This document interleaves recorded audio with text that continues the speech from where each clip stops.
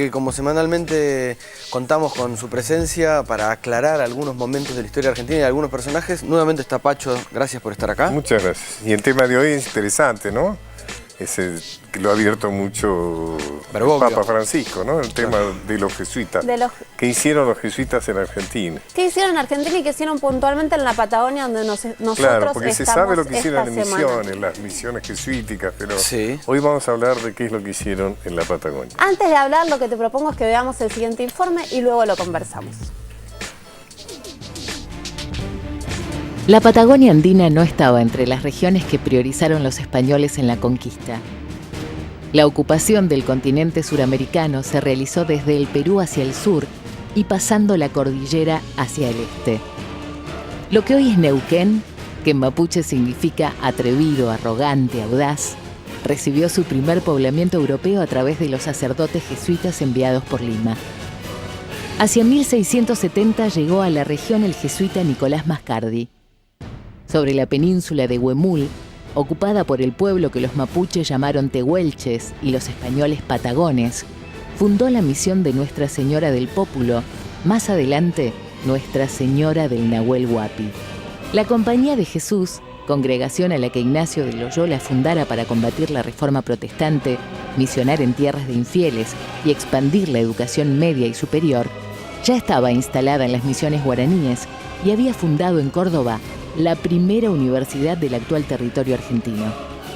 Mascardi dedicó sus esfuerzos a la predicación del evangelio entre los tehuelches y los pehuenches. Se dice que fue él quien introdujo las manzanas en la región de confluencia de los ríos Limay y Neuquén.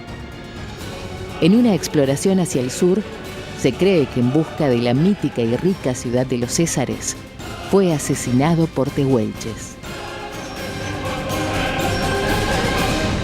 Agradezco la visita de Pacho Donel y en este caso también lo que está pasando con el Papa, porque uno abre un juego diferente que es saber quizás lo que han hecho verdaderamente los jesuitas en nuestro país y en este caso en particular en la Patagonia. ¿Cuáles fueron las órdenes que predicaron allí? Ellos fueron a evangelizar, ¿no? De alguna manera eran una parte de la conquista, o sea, traían la religión del otro lado del mar, ¿no es cierto? Y consideraban herejías o primitivismo, todo lo que eran las creencias. Pero era la parte pacífica, digamos, ¿no? La parte humanitaria, de todas maneras. Es impresionante ver, ¿no? Todas las imágenes anteriores del Nahuel Huapi y los que conocemos. Lo que ha sido andar caminando. Todavía es una zona subpoblada, imagínate en aquellos tiempos, ¿no? Y iban descubriendo lagos. Por eso es que varios lagos tienen nombres de evangelizadores, ¿no? El lago Mascardi, por ejemplo, existe en honor a este hombre. Hubo también otras órdenes, ¿no? Los franciscanos, al principio fueron los jesuitas y los franciscanos. Y realmente es una tarea, algunos dicen, en fin, nunca faltan los criticones, digamos, que en realidad uno de los objetivos que tenían era encontrar la ciudad de los Césares. Como lo decía, la ciudad de los Césares era un mito que se había impuesto que había una ciudad muy rica y que estaba oculta y que había que encontrar. Lo mismo mito fue en el norte con el rey blanco. Se decía que había un rey blanco que vivía en un palacio de plata, se sentaba en todo. Que evidentemente eran los relatos que hacían los indígenas de las riquezas de Potosí. Perdón, ¿qué año estamos hablando? 1660 y pico. ¿Y qué los caracteriza a los jesuitas? Los jesuitas tienen un voto de humildad, digamos así, de todo lo que significan los votos comunes de las órdenes, pero ellos tienen un cuarto voto muy importante que es el voto de obediencia al Papa. O sea, ellos son muy verticales. Fueron criados por San Ignacio de Loyola, que era un militar, que de militar pasó, en un momento de revelación, pasó a ser un religioso fundador de una... que lo fundó en base a la disciplina militar, por ejemplo. La autoridad máxima se llama general, ¿no es cierto? O sea, donde la obediencia se practicaba muy estrictamente. Eso le dio una capacidad de difusión y una capacidad de acción, una gran eficacia, digamos, que los volvió muy importantes. Inclusive el sistema, por ejemplo, en América, en nuestro territorio, ese sistema de tratar al originario con respeto, ¿no es cierto? Haciéndolo sentir persona. Fíjense que estaban obligados a hablar, en ese caso, en guaraní. O sea, tenían que hablar la lengua. Tenían organizaciones en las misiones, por ejemplo. Acá no se llegó a tanta organización. ¿Acá decís dónde? En la Patagonia, digamos, claro. Donde prácticamente, en última instancia, tenía que apelar a un control de un jesuita jefe, pero era como que los mismos indígenas se daban sus sistemas, sus estructuras administrativas, sus temas, un gran respeto.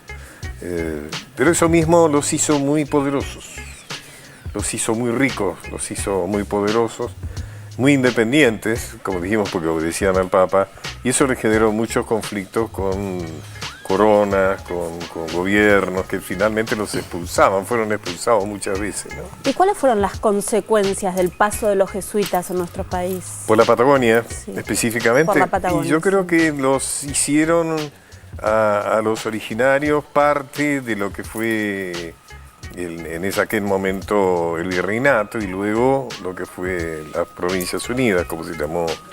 O sea que si la Patagonia hoy es nuestra, además de una serie de otras circunstancias, se la debemos en gran medida a estos evangelizadores, ¿no es cierto?, que marcaron una presencia, digamos, y un futuro muy claro, ¿no?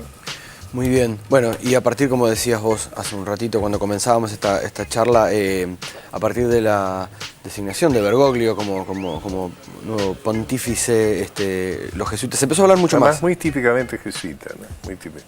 Los jesuitas además le dan mucha importancia a la formación intelectual, siempre le dieron mucha importancia a la educación, ¿no es cierto?, a fundar escuelas, la primera universidad en Argentina, en aquellos tiempos era el virreinato, la fundaron los jesuitas en Córdoba. Perfecto. Bueno, gracias Pacho, muchas gracias nuevamente por la visita, por la presencia.